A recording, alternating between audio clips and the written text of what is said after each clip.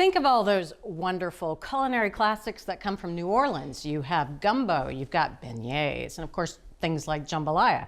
Now we're going to add Old Sober to that list. This dish, which is actually known as Yakamein, is a seasoned, savory noodle dish that Lawman is here, and he's going to show us how to make a great version at home. That's right, Bridget. Loosely translated from Chinese as an order of noodles, it shows the influence of various cultures in New Orleans. Gotcha. If you ever make it to the Crescent City, you should definitely check out culinarian Linda Green's restaurant, affectionately known as the Yakamein Lady. Her spicy noodle soup is a treat for your belly. And the reason it's called or nicknamed Old Sober is because it's so satisfying maybe after a night of partying. Exactly. All right. So here I have 2 pounds of boneless beef chuck eye roast, also known as chuck steak. I'm gonna trim a little bit of the fat off of it. This one's pretty clean, it's 2 pounds. Then we're gonna pat it dry. Now you wanna make sure you pat it dry so that when we brown it, it gets nice and brown. Okay, gotcha. And it's good to start off with a cut that's got lots of marbling? Yeah, it's gonna have lots of flavor. Oh, fantastic. Now we're gonna season it with 2 teaspoons of kosher salt and 2 teaspoons of pepper. Okay. This is a very flavorful dish. I have a Dutch oven over here, has 2 tablespoons of vegetable oil in it. I'm heating at medium-high heat until shimmering. Okay, gotcha. We're gonna add our meat. That's a good sound. And we wanna have it well browned on all sides. It's gonna take 8 to 12 minutes. Okay. We wanna build some nice fond. This is the start of that flavorful broth that we're gonna be making. Yeah, this is supposed to be super savory, super meaty. Yes. Okay, awesome. And while the meat's browning, I'm gonna finish prepping the vegetables. If you don't mind just keeping an eye on the meat. Happy to do so. Thank you. So I have an onion. I'm just gonna chop that. Just go right across, then vertical, then vertical again. They don't have to be perfect because this is gonna help make our stock, and then we're gonna strain it out later. I gotcha, okay. Good to know the pressure's off. I got a green bell pepper, of course. We're gonna stem and seed that. And again, we're just chopping this. It doesn't need to be perfect. Okay. How's that? That's good. All right. So that looks great. I'm going to flip it over. All right, so we got our onions and we got our pepper. Lastly, celery that we're also gonna chop.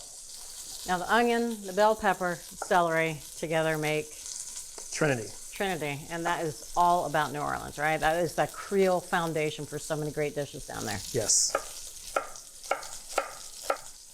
A little bit of smoke here in the pan, but that's all right. Yep, that looks good. All right. You're a great assistant.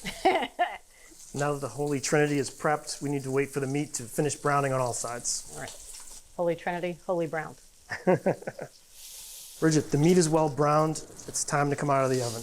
Dutch oven, that is. Yes. So we're gonna put that aside, and now we're gonna add our Trinity to the fat left in the pot. Yes.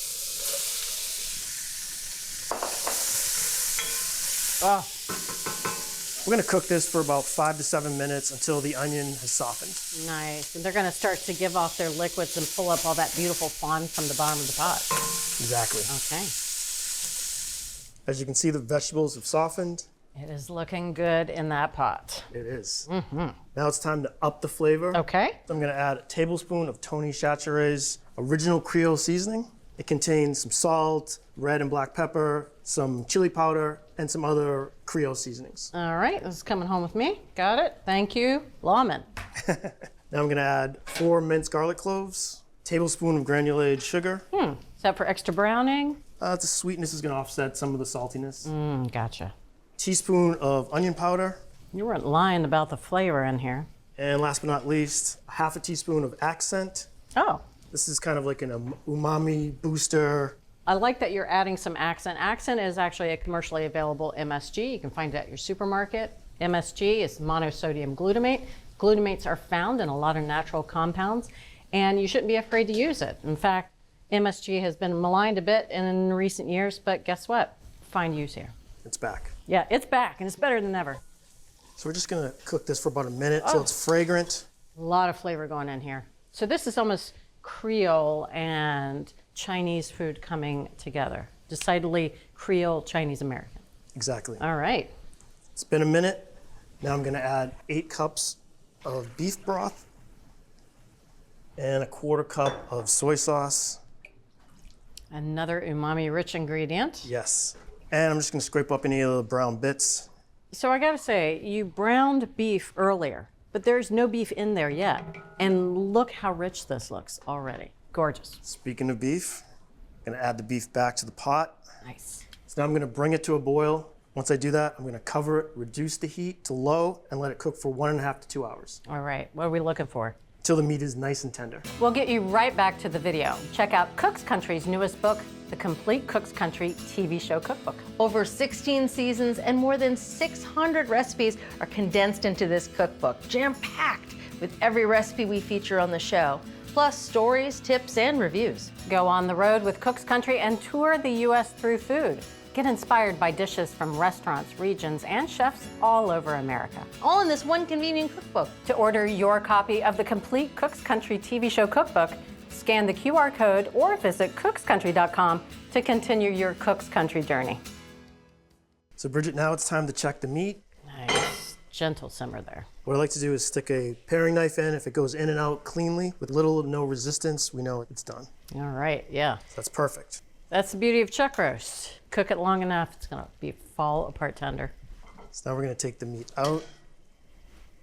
Well, that's a good sign. Yep, it's falling apart. So we want the meat to cool for about 20 minutes so you can handle it, because we're gonna end up cutting it in pieces. So while that's cooling, I'm gonna skim a little bit of the fat off the top. We want this dish to taste really good, but we don't want it to be greasy. Okay. So there's really not that much fat on the top of this. So now we're gonna strain the broth. So I'm gonna use a spatula and we're gonna press on the solids, make sure we get all that flavor out of there. You can smell that, right? I can absolutely smell that. And I'm just gonna pour it back into the pot. And I'm just gonna cover it and let it stay warm. Okay. So now we're gonna cook our pasta. I have 3 quarts of water at a boil. I'm gonna add 12 ounces of spaghetti. Now spaghetti is the same pasta that the Yakamein lady uses. It's again showing the different influences of this dish. Now you're gonna notice we're not adding salt to this Right. like we normally cook pasta. Exactly. That's because the broth is so flavorful, it doesn't need it. Okay, it would be too much salt if we were to add salt at this Exactly. point. So we're just gonna cook this until al dente. Okay. Now it's time to test the pasta for doneness. Find the easiest way, just taste it. Just taste it. Well, it's good that you're doing this instead of relying on the package instructions, because they're a guideline, but often they're not even close to the accurate al dente that we want. Speaking of that, this is perfect. Okay. I'm gonna drain it. Now the meat has cooled, I can touch it. So now I'm gonna cut it into 3/4 inch pieces. Oh, pretty small.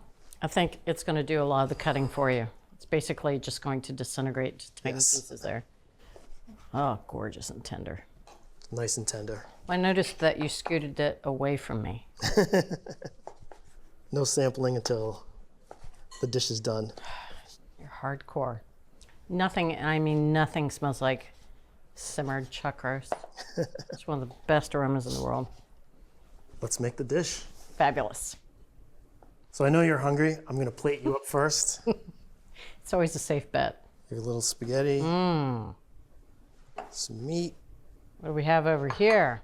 6 scallions have been cut into 1/4 inch pieces. This is the vegetable of the dish. I like it. I like it a lot. Well, you've got vegetables in the broth. Oh, that's true. It's practically a smoothie. And I have a half of a hard cooked egg. And now we're gonna add that broth. It's gonna warm everything through. Oh my goodness.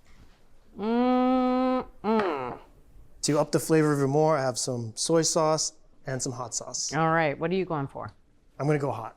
Well, I'm going to go hot. I'm doing whatever you're doing. I expect a Louisiana hot sauce would be appropriate here. Yes. Yes. All right, now I need a little help eating this. Fork for this, but I see a spoon, or is this a slurping thing? Fork, spoon, and slurp. All right, how they serve it down there? Sometimes they serve it in a cup, and you just want to walk around with it Yes. and just drink, slurp. To go. Very rustic. To go cup of old sober.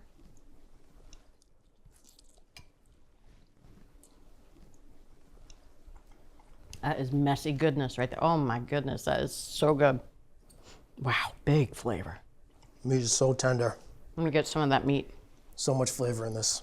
The broth itself, huge flavor. You got the buildup of the aromatics in there, that browned beef. that just simmered away with the soy sauce and the beef broth. For full episodes of your favorite cooking shows, head over to ATK's Full Episodes channel on YouTube. You can stream complete seasons of America's Test Kitchen, Cook's Country, and more. See you there.